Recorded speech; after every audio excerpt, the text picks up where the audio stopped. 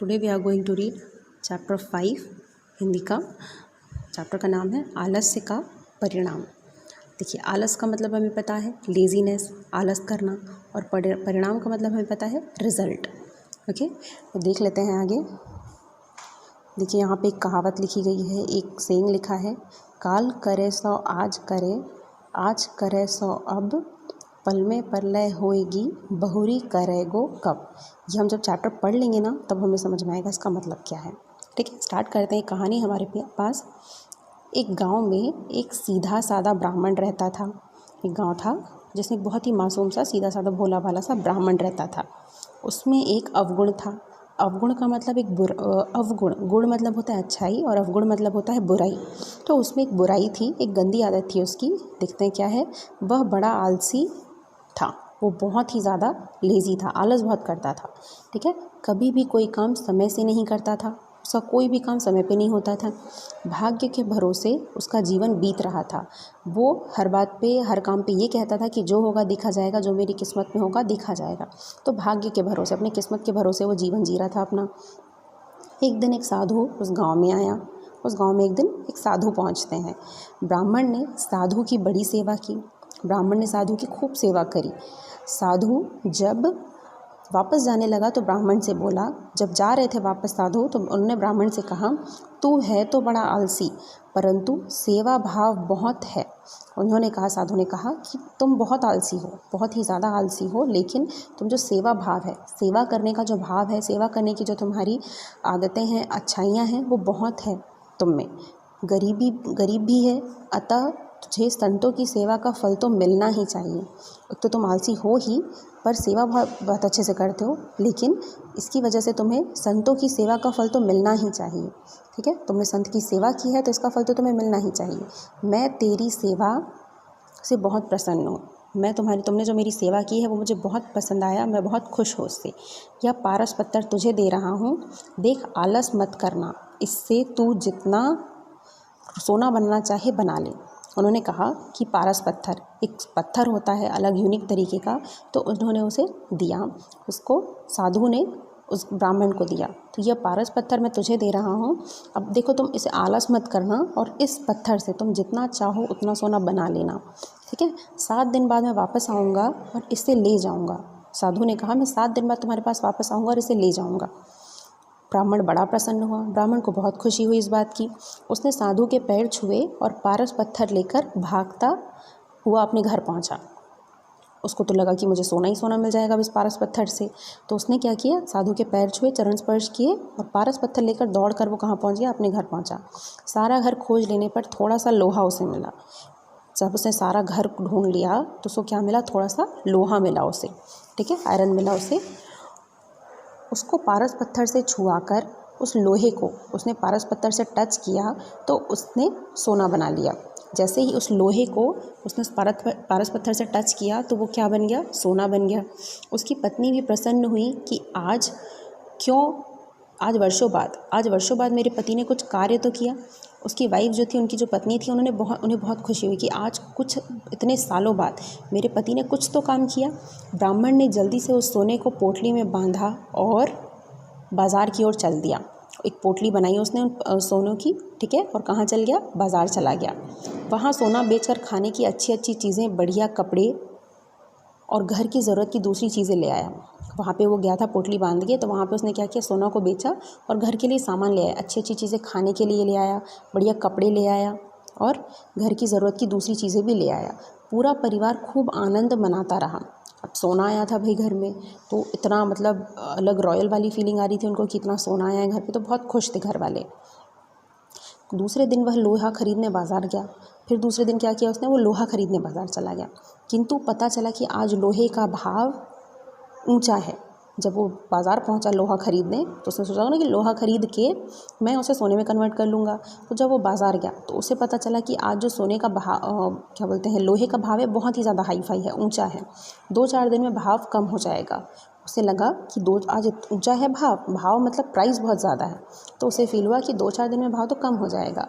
वह लौट आया और अपनी पत्नी से बोला जब लोहा सस्ता होगा तो ले आऊँगा। उसने कहा कि आज तो बहुत महंगा था लोहा, तो आज मैं नहीं लेके आया, जब लोहा सस्ता होगा तो मैं ले आऊँगा।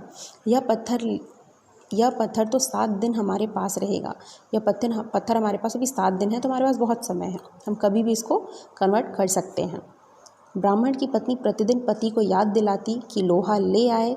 वह अलसाया सा उठता, धीरे धीरे बाजार की ओर जाता। ब्राह्मण की पत्नी उसे रोज़ पूछती कि आज उसे रोज़ याद दिलाती कि आज आप बाज़ार जाइए और ले आइए लोहा। तो वो आलस से उठता धीरे धीरे से और बाज़ार की ओर जाता एकदम आराम से। फिर वहाँ से खाली हाथ लौट आता, कहता कि अभी तो लोहा महंगा है। उसे यही समझ में आ रहा था कि लोहा महंगा है, तो वो ख़रीद के ही नहीं लेके आता था। बस जब भूख लगती बढ़िया बढ़िया चीज़ें खाता और सो जाता। जब उसे भूख लगती थी तो वो बड़ी बड़ी चीज़ें खा लेता था, अच्छी अच्छी चीज़ें, और सो जाता था। पत्नी बेचारी सीधी सादी थी, पत्नी मासूम थी, उसकी सीधी सी थी, पति से कुछ अधिक कह ना पाती थी। पति से ज़्यादा वो बहस नहीं करती थी, बात नहीं करती थी, ज़्यादा बोलती नहीं थी उनसे ज़्यादा। इस प्रकार 7 दिन में 6 दिन बीत गए। 7 दिन दिए थे उनको, 7 दिन में 6 दिन बीत गए। लोहे का भाव कम ही नहीं हुआ, लोहा अभी भी उसी प्राइस पे था जितना पहले दिन पे था। ब्राह्मण महाशय आजकल करते रहे, आज कर लूँगा, कल कर लूँगा, करते करते उन्होंने इतना समय 6 दिन बिता दिए उन्हें। पत्नी बेचारी बार बार कहती रही, पर ब्राह्मण के कानों पर जूं ना रेंगी। पत्नी उसे रोज़ याद दिलाती कि आज जाइए, आप लोहा ले आइए, पर वो उसके कानों पे जूं ना रेंगना मतलब उसे उनकी अपनी पत्नी की बातों से कोई फ़र्क नहीं पड़ता था, कुछ भी नहीं सुनता था वो उनकी। 7वां दिन भी आ गया। ऐसा करते करते 7 दिन बीत गए, 7th डे आ गया, 7वां दिन आ गया, मगर न लोहा आया और न सोना बन सका। जब तक लोहा नहीं आएगा सोना बनेगा ही नहीं, तो लोहा नहीं आया और सोना भी नहीं बन पाया। नेक्स्ट पेज देखते हैं। 8वें दिन साधु महाराज वापस आए। अब उन्होंने बोला था कि मैं 7 दिन बाद आऊँगा, तो 7 दिन बाद तो साधु आ गए, अपना पारस पत्थर वापस मांगने लगे। अब तो ब्राह्मण का कलेजा मुंह को आ गया। अब उन्होंने कहा था कि मैं 7 दिन बाद आऊँगा, तो 7 दिन बाद अब वो आए हैं, तो वो अपना पारस पत्थर वापस मांगने लगे कि मुझे दो मेरा पारस पत्थर वापस। तो अब ब्राह्मण, उसका कलेजा मुंह को आ गया। कलेजा मुंह को आ गया मतलब वो इतना डर गया, इतना घबरा गया कि उसका जो कलेजा है, वो कहावत है ये कलेजा मुंह को आना, कहने का मतलब बहुत ज़्यादा घबरा जाना, बहुत ज़्यादा डर जाना। वह रोने और गिड़गिड़ाने लगा। वो बहुत ज़्यादा रोने लगा और गिड़गिड़ाने लगा, बहुत ज़्यादा प्रार्थना करने लगा। कहने लगा, महात्मा जी, मैंने तो पहले दिन ही ज़रा सा सोना बनाया था। मैंने फर्स्ट डे ही थोड़ा सा सोना बना लिया था, उसके बाद सोना नहीं बनाया। मैंने फर्स्ट डे थोड़ा सा सोना बनाया था पहले दिन, उसके बाद मैंने थोड़ा बहुत सोना, कुछ भी नहीं बनाया। मुझ पर दया कीजिए, कम से कम एक दिन मुझे और दे दीजिए। वो रिक्वेस्ट करने लगा कि मुझ पर तरस खाइए, मुझ पर दया कीजिए, मुझे एक दिन और दे दीजिए। ठीक है। साधु ने कहा, अब मैं 1 मिनट भी इसे तुम्हारे पास न छोड़ूंगा। उसने कहा कि नहीं, मैंने 7 दिन दिए थे तुमको, पर तुमने उसको इस्तेमाल नहीं किया, तो मैं तुम्हें 1 दिन भी अब नहीं, 1 मिनट भी तुम्हें इसके लिए नहीं दे सकता, ना ये पत्थर तुम्हारे पास रहने दे सकता हूँ। तुम बहुत बड़े आलसी हो, तुम बहुत ही ज़्यादा आलसी हो। तुम्हारे जैसे लोग कभी भी उन्नति नहीं कर सकते। तुम इतने आलसी हो कि तुम जैसे लोग कभी भी उन्नति नहीं कर सकते, मतलब ग्रो नहीं कर सकते, आगे नहीं बढ़ सकते। याद रखो, जो मनुष्य आज का काम कल पर छोड़ देता है, समय का सदुपयोग नहीं करता। सदुपयोग मतलब अच्छा यूज़ करना। समय का अच्छा यूज़ नहीं करता, वह सदा परेशान रहता है, वो हमेशा ही प्रॉब्लम में रहता है, परेशान रहता है। इस प्रकार साधु महाराज अपना पत्थर वापस लेकर विदा हो गए। साधु महाराज ने अपना पत्थर लिया और वहाँ से चले गए। ब्राह्मण अपने आलस्य और भूल पर आंसू बहाता रहा। अब उसके पास कोई दूसरा चारा नहीं था, कोई ऑप्शन नहीं था। वो अपनी गलती की वजह से, अपने आलस की वजह से, अपनी भूल की वजह से रोता रह गया, आंसू बहाता रह गया। और साधु महाराज अपना पत्थर लेकर वापस चले गए। ना अब उसके हाथ में पारस पत्थर रहा, ना सोना रहा, ना समय रहा, कुछ भी नहीं बचा उसके पास। ठीक है। तो यहाँ पे हमें क्या शिक्षा मिलती है? अभी हम देख लेते हैं। जो मुहावरा था यहाँ पे, जो सेइंग था यहाँ पे, तो यहाँ पे लिखा हुआ है, इस कहानी से हमें शिक्षा मिलती है कि हमें आज का काम कल पर नहीं छोड़ना चाहिए। जो लोग इस प्रकार टाल मटोल करते रहते हैं, वे कभी जीवन में तरक्की नहीं कर सकते, याद रखिए। ठीक है। हमें आज का काम अभी के अभी करना चाहिए। आज का जो काम है वो हमें आज ही करना चाहिए। उसे ये नहीं सोचना चाहिए कल भी तो है समय मेरे पास, कल भी कर लूँगा। कल किसने देखा है, कल क्या हो जाए, किसी को कुछ भी नहीं पता। इसलिए हमें आज का काम आज करना चाहिए, कल पर नहीं टालना चाहिए। काल करे सो आज कर। जो काम कल करने के लिए छोड़ा है हमने, वो हमें आज कर लेना चाहिए। आज करें सो अब, हम जो कहते हैं कि कल कर लेंगे, अगर वो काम आज भी हो सकता है तो आपको आज कर लेना चाहिए।